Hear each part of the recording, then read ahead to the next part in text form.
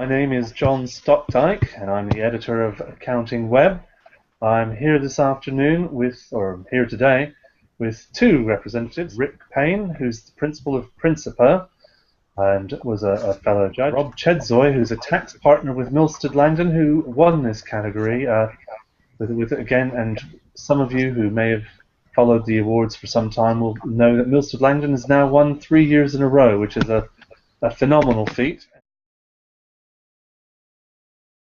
It always happens that there are fewer large firms taking part in the Practice Excellence Awards, but also those firms did bring forward very much larger numbers of clients to take part. So they typically had like 69, I think it was, or 70 responses to their surveys, whereas some of the small firms, I think you made it through the shortlist with maybe only 10 kind of testimonials. So the samples are bigger, even though the firms involved are smaller, because we had a change in the sampling technique this year.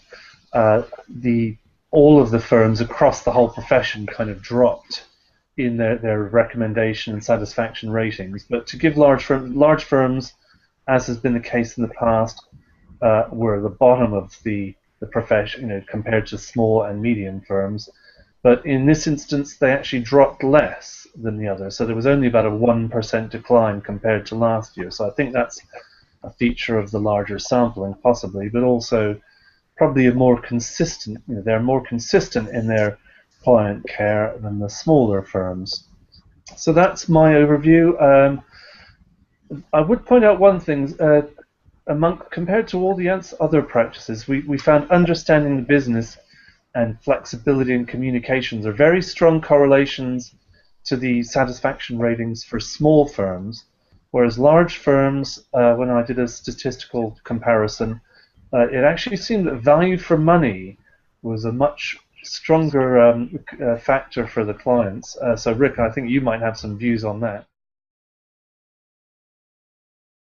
I thought they were all pretty good, but I have to say that Milsted Langdon just jumped off the page at me right from the beginning. I think the mission statement that you guys have, Rob, is very well structured, and by that I mean if I'm assuming that one of the reasons you've built a very successful practice is that you actually walk that talk. But I like the idea that you talk about being a preeminent firm. Incidentally, it almost mirrors exactly the mission statement that we had in our own firm. We use that term. We want to be the preeminent accounting practice. And I think a key element of any mission statement or vision statement, if you want to describe it as such, is that it is measurable, that it is worth pursuing, that it is challenging, that it is something that is communicatable, it's imaginable. I mean, these are all critically important, criteria. The fact that you're focusing, you see yourself as a full-service regional firm. At this point in your development, you're not saying, well, we want to be the global leader. That's the sort of stuff that team members and clients just take with a grain of salt. I like the idea that you talk about providing proactive service. Now, if you are proactive, you will get the sort of results that you're talking about. I've heard a lot of firms talk about proactivity, and yet when I talk to their clients, they say they contact me once a year. Now, that's not a walking the proactivity thing. You talk about working on high net worth individuals, attracting and training and retaining the highest caliber. Now, if you actually do all of those things, you will create a winning firm, and just your organic growth will be really quite phenomenal. This is a good firm, and this firm is going to go somewhere, and as long as they keep doing what they're doing, I think are going to see and experience significant growth, and not just growth in revenue and profitability, but growth in your team members and so on. And after all, you are in the knowledge industry, and that's a key element of it.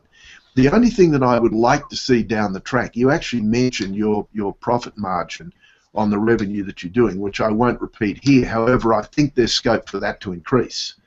And I think as you consolidate what you're doing and build a greater presence in your market space, that ought to follow. If it's not following, then you guys need to take a look at some of the, your internal operations and perhaps your fees and so on. So, and John, with that said, when I mentioned fees, maybe you'd like to take up this discussion on whether large firms are confronted by clients being more sensitive to the value that they're getting. Getting more competitive out there. I mean, we're sort of picking up clients from both ends of the spectrum, really, both from the smaller client who finds that they've sort of outgrown their perhaps one-man band accountant or small practice, and they need a wider range of skills. We're also picking up some clients from the bottom end of the big four and the mid-tier firms, where they feel that they're a very small fish in a big pond, being sort of charged quite a lot of money for perhaps not particularly proactive service. I mean, we do lose the odd client here and there. Particularly, they've got somebody down the road that's offered to do it for sort of half the price that we can afford to put forward. But at the end of the day, I think the clients where we're really, selling the value, getting in there and sort of advising them throughout the year, rather than just doing the sort of year-end compliance stuff, the client really sees the value in what we can offer. Yeah. I mean, looking at comparing your scores both to other large firms and even to the small firms and the medium firms, where they were much more personal and in touch with their clients, your scores for flexibility and communications, I think they were sort of around 9 compared to sector average, kind of about 8. I think 8 was the sector average. So really exemplary communication and flexibility scores. What would you say actually does set? Is there a single thing you do or element of that helps you achieve those levels of client service? Well, I think we do tend to sort of really focus on building the client relationship and actually bringing in the whole team right from the start. I mean, I'm sort of regularly involved as a tax partner in picking up sort of new client relationships, going out to see sort of new businesses who are, dissatisfied with their existing accountant, or feel that they need a little bit more than just the once annual meeting.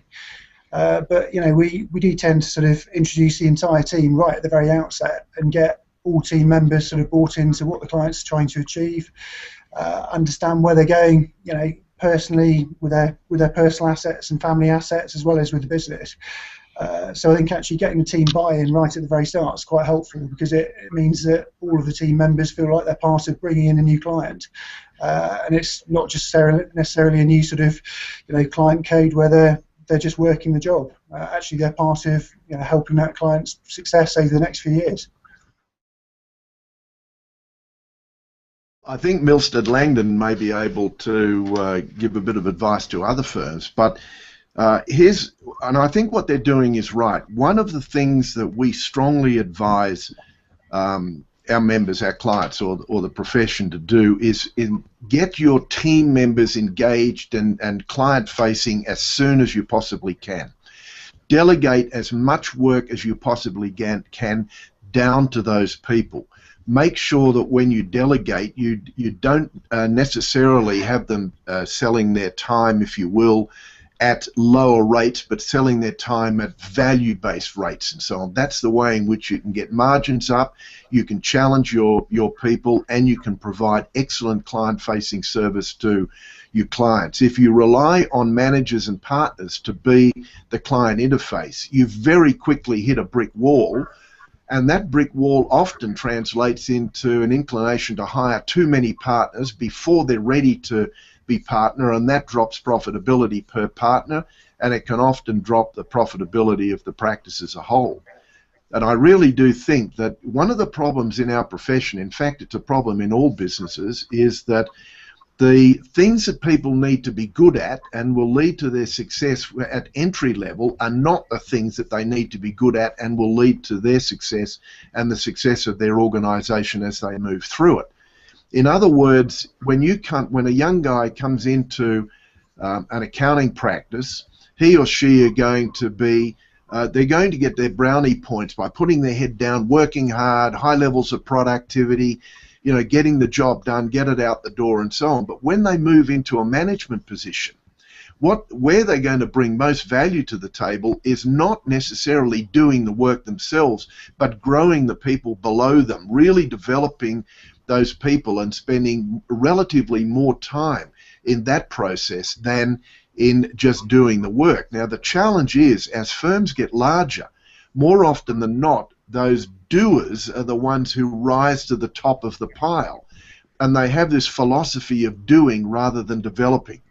And as a result of that, I believe that the level of customer service falls because they simply do not have the time to be able to get in front of clients, to encourage their team members to get in front of clients. They're paranoid that their team members will leave the practice with their clients and so on, and they get into this vicious negative cycle of service.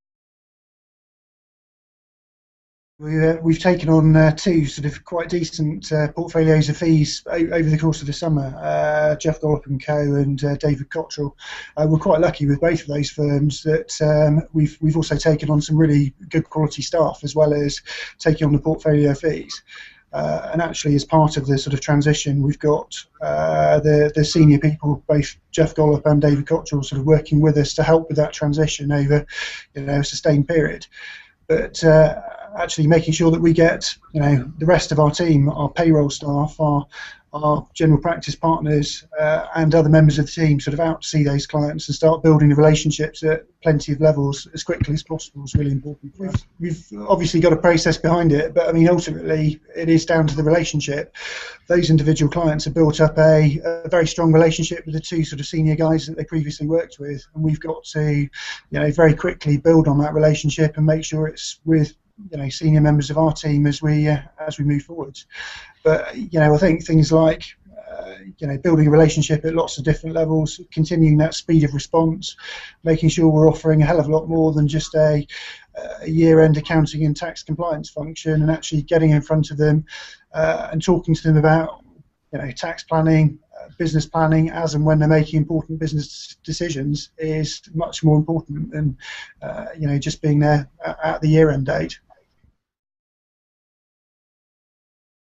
Well, the client partners do have very strong relationships with clients, but as you said, we do try and push down relationships as far as possible. Our manager group here, we're quite well staffed with a very experienced and sort of long-standing management team, and you know, they will sort of take a lot of responsibility for the client relationship, you know, supporting the partner. We've also got quite a sort of well thought out back office function here, and as much as possible of the client admin, the non-chargeable stuff, does get delegated straight down to our admin team. I think the key part of that is acquiring firms that do share similar values, have similar sorts of clients, or where you can see real synergies. And as Rob so correctly says, if you acquire talent with it, not just fees, but some marketable talent that share your vision, then that's a very, very good and successful growth strategy. But more often than not, acquisition doesn't tend to work. It certainly builds bigger firms, but it creates lots of opportunities for other firms to pop up with a handful of clients who, you know, continue to sort of compete at the margin. But I really like what they're doing, and I think they've got a good firm. One thing I would like to say, John, I noticed that there were two things in their report that I think are really relevant. One is that initiative for client spotlight sessions. That's something, a similar, a different phrase, but something that we used to do, where you focus in on a client and look at opportunities for helping that client, you know, improve their business performance. I thought that was a great initiative. And the second thing was delegating responsibilities to a management board within the practice. In other words, it's a kind of a separation of ownership from high-level management, and it's starting to run the business more like a corporation than a partnership, which really is like trying to herd cats. You know, it's a favourite saying.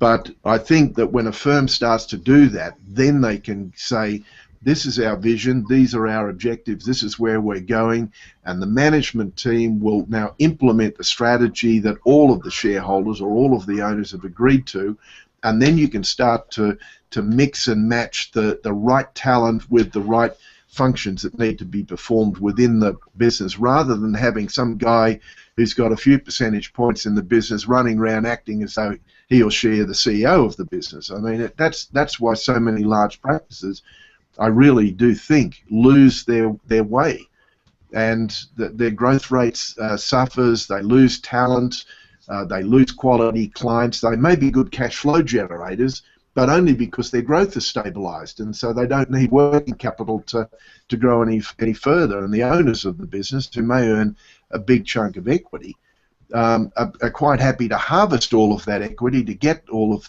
the cash, and they're not too interested in taking the risks that are necessary in order to take the firm to the next level. So if you have a management board and a kind of a corporate philosophy of management, then I think you do have the opportunity to really build a nice business in this industry. So I've got a final question for you, Rob. I'd be quite curious. You've now, as I say, run off with the Practice Excellence Award for Large Firm 3 years in a row.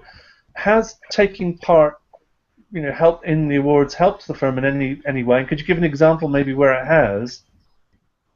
Sure. Well, I think the local marketplace is becoming increasingly competitive. We're seeing sort of big four firms, both from Bristol and from Exeter, sort of coming in and sort of having a look at clients on our patch, and actually it really has helped to differentiate us from the local competition. Actually to have a national award behind this is absolutely fantastic, and to say that we've done that 3 years in a row, not just based on our submission but based on client feedback, is absolutely excellent, and really gives us some credibility in the local marketplace when we're talking to potential new clients. And what will you be practicing? What dimension of client service do you think the firm will be focusing on in the year to come to make sure you get back to the shortlist next year?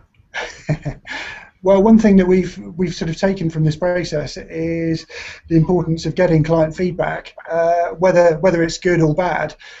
So actually, as a regular process now, each partner is responsible for sending out a client service questionnaire once final sets of accounts and the bill has been raised, looking at whether we are providing good value for money, whether they're aware of all the different service lines where we've got an offering, how we're doing in terms of sort of proactive tax planning and the number of contacts throughout the course of the year, and just picking up on anything else that we can do.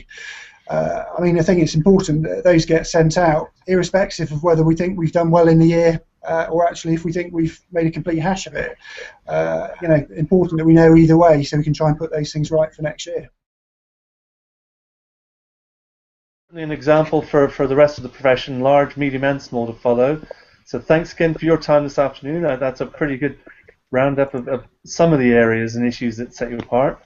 Ric, we really appreciate your participation and comments and judging this year as well, so we look forward to seeing you again as well. So thank you both very much, and until next year, that's goodbye from me.